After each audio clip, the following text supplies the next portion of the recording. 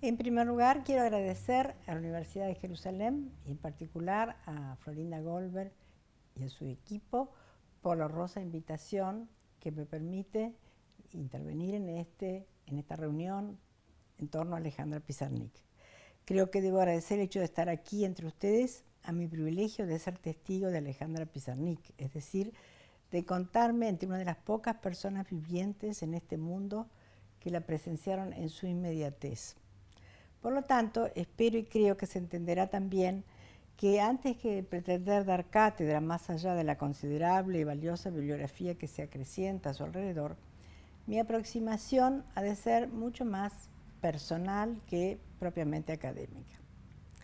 Ante todo, tengo que decir que es muy difícil hablar de Alejandra sin caer en una disonancia lamentable con la música central que de ella emanaba. En mi caso se trata de una doble infidelidad, una obra que en muchos sentidos me supera y una personalidad enigmática, irreverente y trágica de una complicación insondable que parece crecer con el tiempo. Una personalidad a la que estoy ligada por lazos de amistad y nostalgia indeclinables.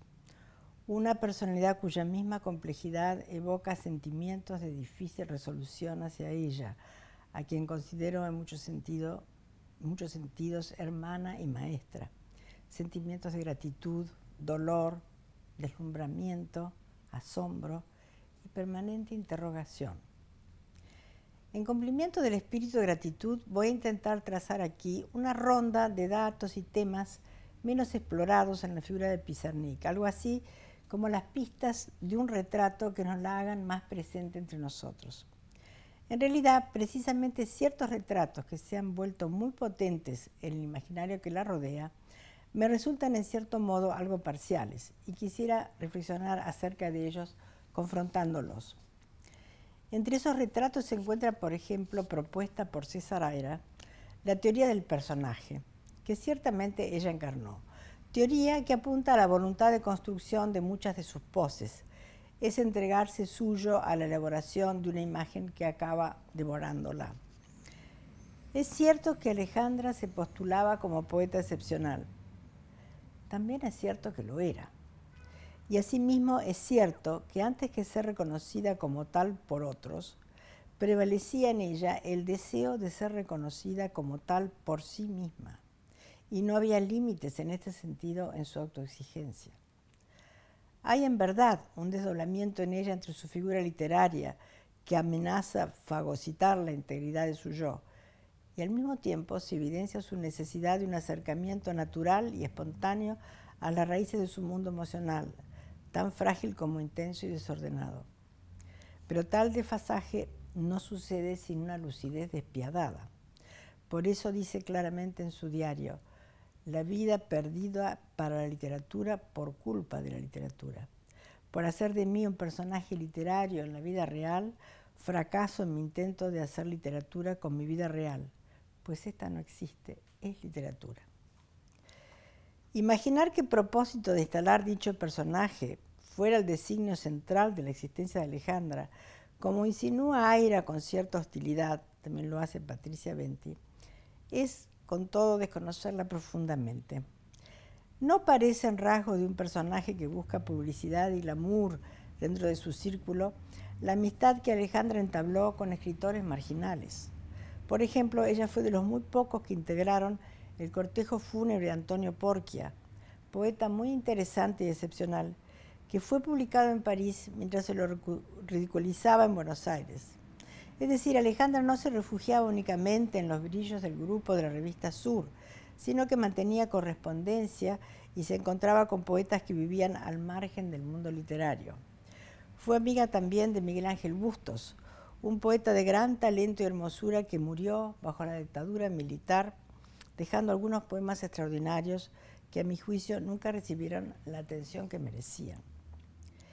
Esta tensión entre el mundo poético subterráneo que ella solía habitar y la galería de luces que la acompañaba en el mundo que decreta famas y glorias, revela una encrucijada muy compleja, poco explorada por la crítica.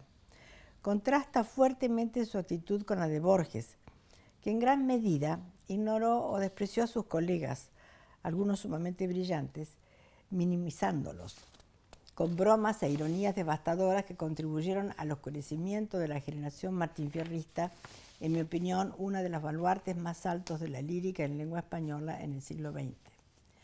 Notemos que nunca se le reprochó a Borges su costado personaje, acaso porque su personaje satisfacía las expectativas de lectores que identifican la buena literatura con los modales aceptables y los gestos de señor bien ambientado en la sociedad porteña. El personaje de Alejandra subrayaba, en cambio, en ocasiones, su costado estrafalario, desafiante, su candor subversivo y feroz, su don de parresía. Reitero que no ignoro la capacidad de Alejandra de construirse y mostrarse en tanto personaje, solo que me parece injusto ignorar hasta qué punto la persona auténtica en ella desborda el disfraz del personaje que a veces, como una máscara terrible, amenaza con sofocarla. Recordemos que todo detalle concerniente a las nociones ordinarias que se desprenden de una vida cotidiana, tal como la entendemos, le eran auténticamente y fundamentalmente ajenos. Quienes la tratábamos estábamos ante el testimonio cierto de una persona desgarradoramente inadecuada para funcionar en el mundo. Y esta indigencia la impulsaba a enarbolar máscaras, a veces grotescas, a veces radiantes, para ocultarse y protegerse. Su costado personaje esconde el costado de mendiga patética, delatándose a cada momento en su travesía por este mundo, que definitivamente no era el suyo. No se trataba de una impostura, sino de una necesidad. No se trataba de un cálculo, sino de un manotazo de ahogado.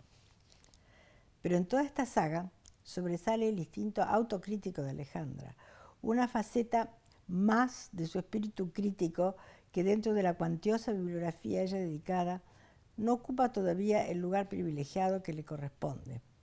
Hay un capítulo todavía inédito que podrá llamarse La mirada de Alejandra, que debería resaltar sus dones de evidencia crítica, también acerca de sí misma. La profundidad de Alejandra, su extraordinario don de lectura y de crítica fulminante, me marcaron y contagiaron para siempre con una gran exigencia interior. Creo que fue la persona más genial que he conocido. Y como he tenido el privilegio de tratar en ocasiones a Octavio Paz, a Jorge Luis Borges o a Noam Chomsky, creo saber también por experiencia lo que se reconoce comúnmente por genio.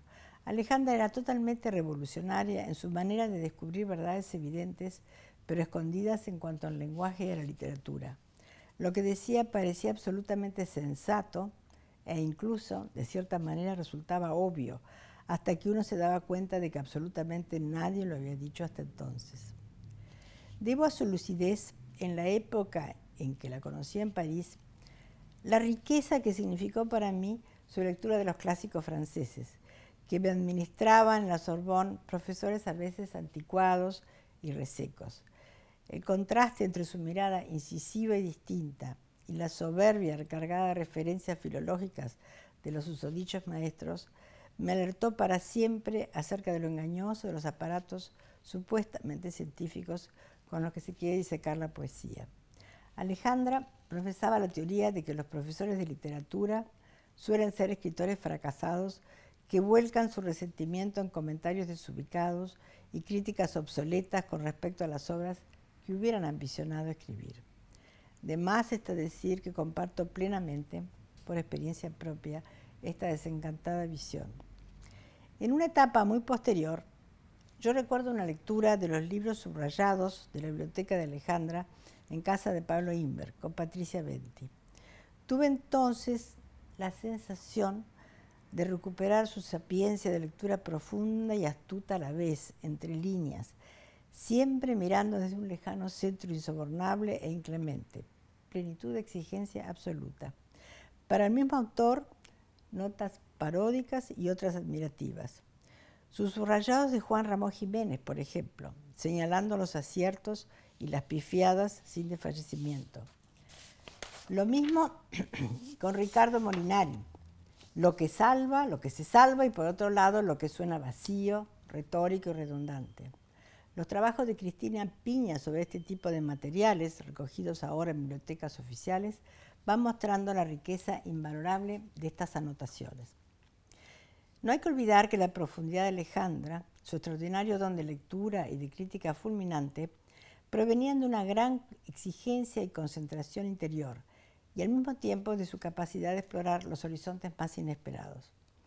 Ella trabajaba sobre textos que estaban muy distantes de la atención de los grupos literarios de su época. Por ejemplo, transcribía muy hermosos poemas quechuas y poemas mayas que había recogido Miguel Ángel Asturias, una poesía indígena hermosísima que en general no se conoce porque se buscan más bien los prestigios literarios que vienen de Europa o Estados Unidos. Se alimentaba simultáneamente de las canciones de Edith Piaf, de los tangos de Discépolo, de la Biblia, del Talmud. Conocía las poesías galaico-portuguesas del siglo XIV, las famosas cantigas que alguna vez reescribió en clave contemporánea en un hermosísimo poema dedicado a Silvino Campo. Es decir, que el horizonte de Alejandra, en cuanto a lecturas y fuentes, era inmenso y no se cerraba en las modas del momento. Ella navegaba por la literatura en su totalidad y todo era material para su poesía.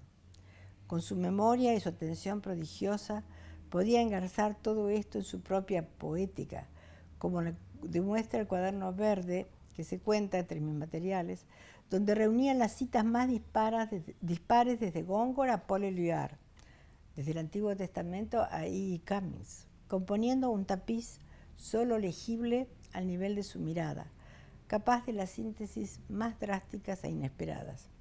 Y esta síntesis emerge en sus poemas y sus escritos después de una maceración subterránea e incesante. Aquí tenemos justamente el cuaderno verde que Alejandra había forrado de fucsia y les muestro una transcripción de los textos recogidos por Miguel Ángel Asturias. Este es un poema maya que habla de Quetzalcóatl, etc. Esta era la manera de trabajar ella, simplemente copiando, recortando, pegando, haciendo una especie de collage de sus fuentes. Al lado de Miguel Ángel Asturias tenemos una cita de Coleridge, otra de Borges, otra de Charles Lamb, el poeta inglés, y también tenemos debajo una cita de Quevedo, y en la otra, en la página que precede, también vemos la misma diversidad de referencias. Por ejemplo, tenemos una cita de Albert Béguin, que era una gran referencia para Alejandra, de poesía y mística, citas de Éluard, de Nerval, de Rimbaud, y después hay algo interesante que es García Lorca, un texto de Alejandra sobre García Lorca, unas pequeñas apuntes críticos. Esto muestra toda esta consistencia de collage que tiene el cuaderno y que muestra un poco el humus poético del cual se alimentaba ella para su propia poesía. Y lo interesante es la variedad y el vaivén que va de un texto a otro y cómo ella va tejiendo infinitamente este tapiz de tantos diversos colores. Un muy interesante y necesario trabajo al que se ha abocado Cristina Piña, como también María Negroni en El Testigo Lúcido, es ese fino espionaje literario, por decirlo así, que ilumina la huella de lecturas previas en los escritos de Alejandra.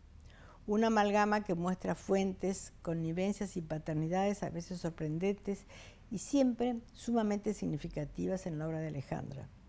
Dentro de este territorio, yo quisiera añadir un ejemplo más. Es la huella de Hegel en el prólogo de nuestras traducciones a Bonfoy y en el célebre poema En esta noche, en este mundo. Trabajar en las traducciones de Bonfoy resultó una tarea agotadora. Como dice Rilke, aquello que es necesario y hermoso es también necesariamente difícil. Y esta tarea conjunta reveló una vez más la verdad de su afirmación. La dificultad estaba representada tanto por lo resistente y denso del texto original, como por las exigencias de Sofía Maffei, la impecable e implacable editora de Carmina, una perfeccionista sumamente lúcida. Conservo sus minuciosas y delicadas observaciones sumadas a las de Alejandra, que se obstinó en que yo escribiera el prólogo, aun cuando fue ella, Alejandra, quien sugirió incluir las reflexiones hegelianas de Bonfoy en el mismo. El epígrafe de Hegel escogido por Bonfoy para Du mouvement de l'immobilité du Douve, su primer libro, dice: la vida del espíritu no se espanta ante la muerte, ni se abstiene de ella. Es vida que soporta la muerte y se sostiene en ella. Esta frase no podía dejar de resonar profundamente en Alejandra.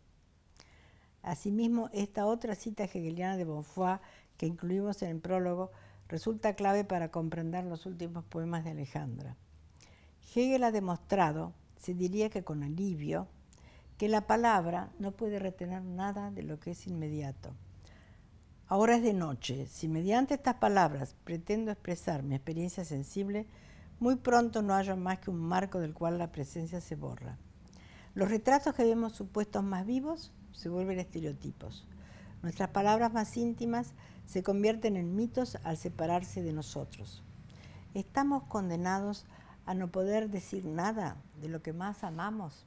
Fin de cita.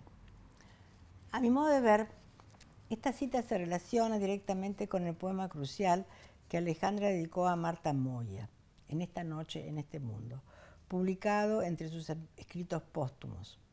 No, las palabras no hacen el amor, hacen la ausencia. Si digo agua, beberé, si digo pan, comeré. En este pasaje y en todo el texto, que es escalofriante, Alejandra postula su apartarse de la esperanza o utopía surrealista, como lo señala en la segunda línea su desentendimiento con Breton. No, las palabras no hacen el amor, las palabras hacen la ausencia. Se interna, en cambio, en un mundo hegeliano donde lo que pasa con el alma es que no se ve, lo que pasa con la mente es que no se ve, lo que pasa con el espíritu es que no se ve. ¿De dónde viene esta conspiración de invisibilidad? Alejandra, lectora y crítica, subraya. Alejandra escoge influencias. También desarrolla su propia crítica, como lo prueban algunos fragmentos de su correspondencia con Ostrov. Sé que soy poeta y que haré poemas verdaderos, importantes, insustituibles. Me preparo, me dirijo, me consumo y me destruyo, dirá con escalofriante presciencia. Pero también va revelando sus preferencias. Si hay algo en lo que creo es en este diario. Hablo de su calidad literaria, de su lenguaje. Es infinitamente mejor que todos mis poemas. Opinión polémica, a mi juicio, pero indudable testimonio acerca de dónde colocaba Alejandra su fe de escritora con mayor acendramiento. ¿Acaso también se revela aquí el secreto propósito de que su diario se publicase algún día? En esto quiero detenerme, ya que disponemos ahora de una versión del diario mucho más extensa que la primera.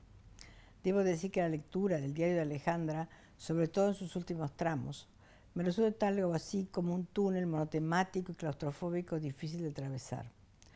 Por ejemplo, leyendo en los archivos de Princeton las cartas a Alejandra de Octavio Paz, Cristina Campos, Lord Batallón, se ve muy claramente la voluntad de bloquear la recepción de estas señales positivas hacia su persona, porque de estas hermosísimas y conmovedoras cartas a ella dirigidas, ningún rastro hay en el diario, hasta el punto de que se tiene a veces la impresión de que Alejandra en ciertas oportunidades, pero sobre todo al final de su vida, usó el diario como una suerte de catarsis en forma de basural, como un espejo hostil, para volcar lo más ínfimo y asfixiante de su existencia, sin registrar la mucha luz que se volcaba a su alrededor. Otras omisiones enigmáticas son las de Jacobo Bajarlía y Rubén Vela, que no solo fueron sus mentores, protectores e introductores en el mundo literario de su juventud, sino eventuales compañeros de pareja, al menos en su fantasía. Octavio Paz y Julio Cortázar, sus campeones en París, reciben escasas menciones, algunas muy poco positivas. ¿Qué pasaba de veras en su intimidad? ¿Hubo algún mecanismo implacable de inseguridad y desconfianza que amenazaba su ser más secreto y socavaba insidiosamente su capacidad de autoestima? Me detengo en este punto porque el diario es desolador en sus últimas épocas y uno avanza por sus páginas con el sentimiento lúgubre de que ella se ve invadida por una suerte de pulsión autodestructiva indetenible. Anota, por ejemplo, mi pequeño y estrechísimo mundo interno, demasiado caótico, pero escasamente poblado. Qué desesperada esta percepción de ella misma que se prolonga en esta cita. Vértigo y náuseas. Advertí que el texto de humor me hacen mal, me descentra, me dispersa, me arrebata fuera de mí, a diferencia de los instantes frente al pizarrón en que me reúno. Eso me parece. Aquí se perfila su devoción por las virtudes terapéuticas de la pintura, que aparece en tantas ocasiones, como cuando dice: ninguna palabra es visible, las palabras pueden mentir, los colores no. Un estudio detallado sobre la vocación plástica de Alejandra hace sentir su urgencia aquí. Examinando las fracturas de estilo, sentido y actitud entre diarios, reseñas, cartas, poemas y obras dramáticas, uno no puede dejar de preguntarse dónde quedaba su yo más profundo bajo este enmarañado laberinto de ficciones, fugas, apasionamientos, encierros, depresiones, exaltaciones y desintegraciones. La impresión es que ella misma no podía resolver esta pregunta y experimentaba estas contradicciones y tensiones como un descuartizamiento intolerable.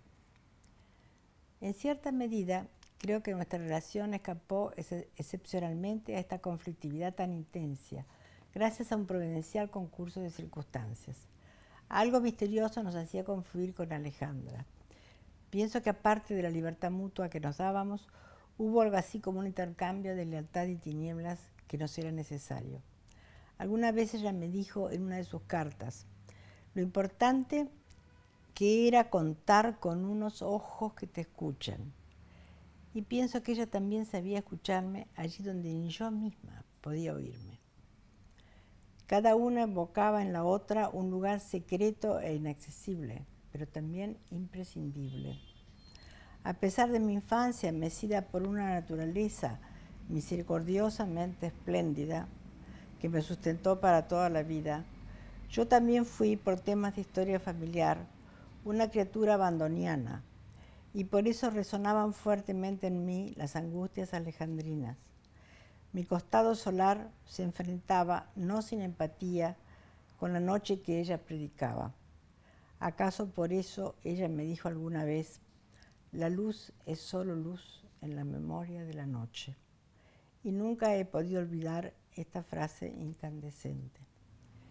No todo era de esta intensidad en nuestros intercambios, por cierto. Siempre recuerdo la humorada que me dedicaba cuando me llamaba Polvorita Gozosa, un apodo irónico y cariñoso que acaso encerraba una intención de terapia profética.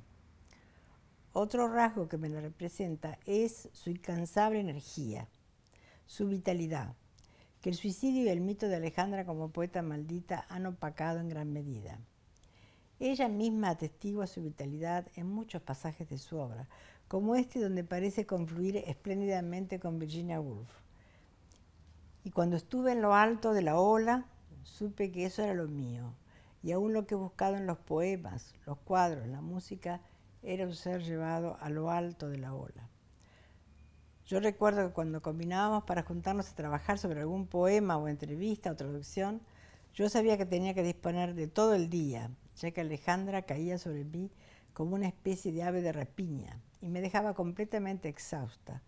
Tal era la intensidad, la fuerza, el poder que tenía.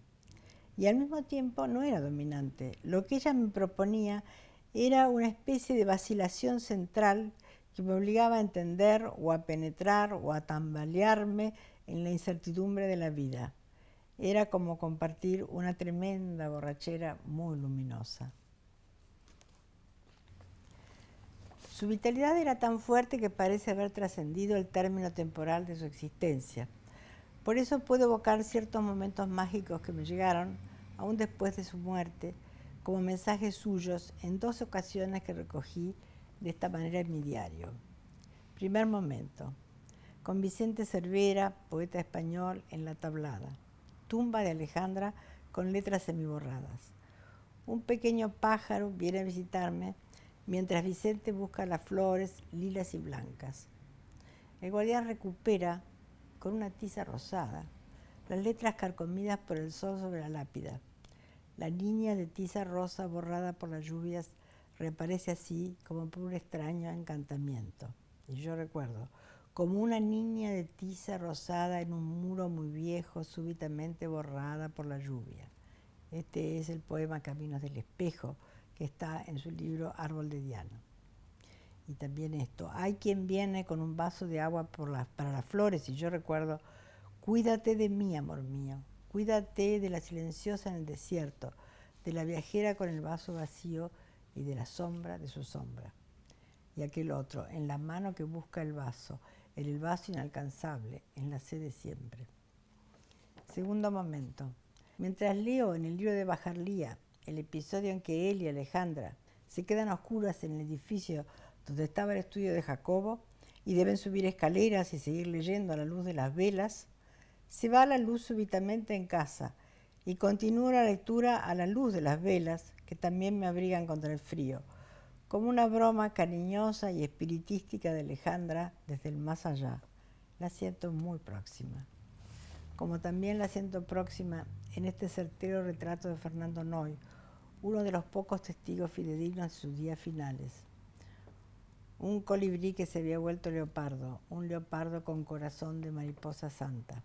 Era sagrada, era santa, brava era, muy brava, era de una bondad infernal, tan grande que daba espanto. La poesía y la existencia de Alejandra Pizarnik atestiguan permanentemente el sentimiento de la inadecuación del lenguaje para expresar al mundo y la inadecuación del mundo con respecto a nuestros deseos más profundos. En esto se aparta de la tradición de la poesía de lengua española, que no suele internarse con tanta tenacidad, verdad e intensidad en estas zonas de la experiencia. Ella es un testigo trágico e insobornable de este sentimiento y lo expresa con una fuerza extraordinaria. Es decir, que hay en ella, por un lado, cierta desconfianza central en el lenguaje y por otro, paradójicamente, una excepcional maestría en el lenguaje poético con el que denuncia esta falla central de las palabras para decir realmente lo que nos pasa. Sospecho que lo esencial es indecible.